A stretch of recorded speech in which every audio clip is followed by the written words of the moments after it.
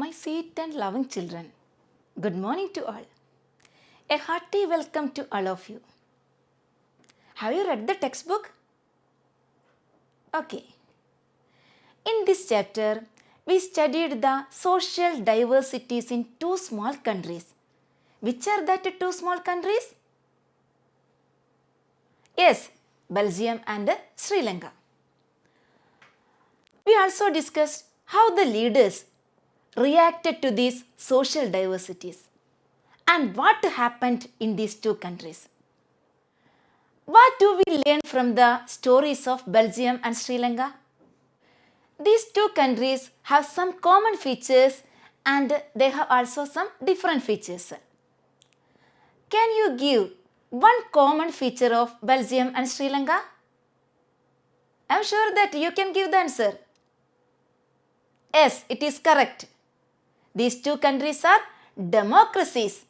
The governments in Belgium and Sri Lanka are elected by the people. Both are democracy. How they are different? They are different in the power sharing methods adopted. Then we can look the different power sharing arrangements in Belgium and Sri Lanka. In Belgium, the leaders realized that the unity of the country is possible only by respecting the feelings and interests of different communities and regions. Which are the different communities in Belgium?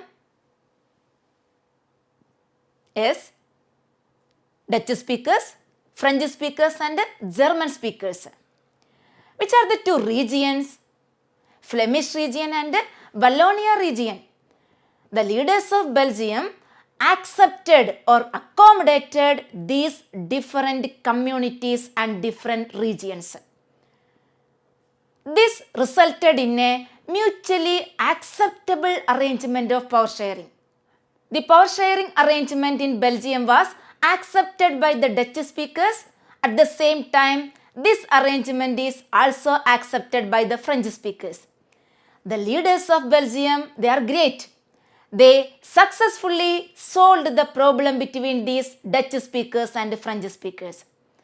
This resulted in the unity in the country.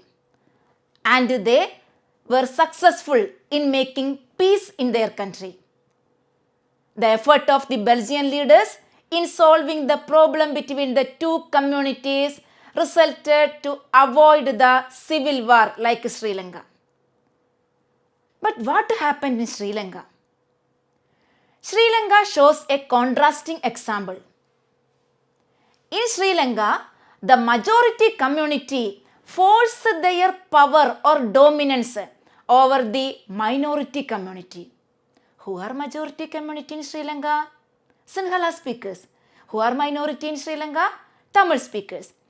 The majority Sinhala speakers forced their dominance over the minority Tamil speakers in Sri Lanka.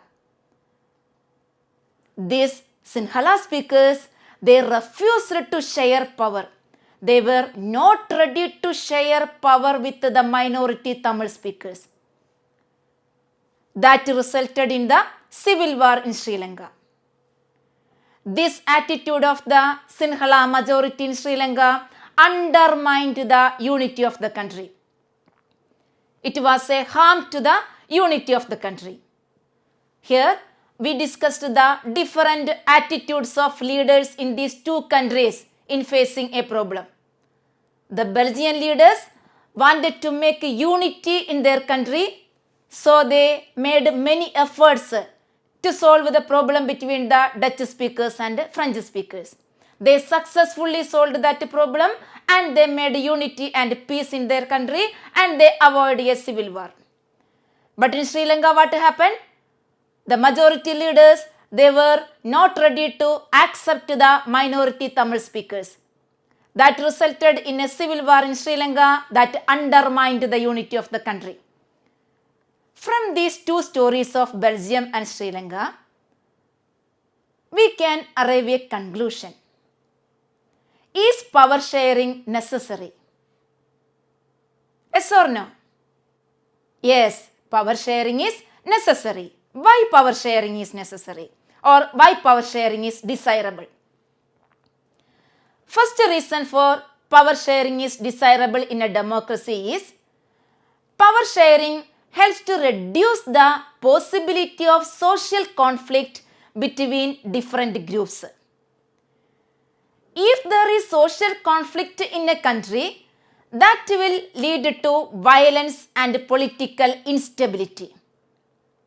But the most important merit of power sharing is it ensures political stability and order.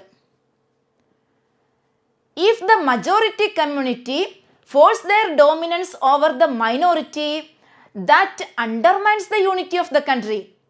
But power sharing helps to make unity in a country. These reasons are called prudential reasons. Prudential means based on prudence or on careful calculation of gains and losses. These prudential reasons stress that power sharing will bring out better outcomes, better results. Here we can see which are the better outcomes of power sharing. Power sharing helps to reduce the possibility of social conflict. It ensures political stability and order. It helps to make unity of a country. All these are the better outcomes or better results of power sharing. Second reason is power sharing is the very spirit of democracy. It is the true spirit of democracy.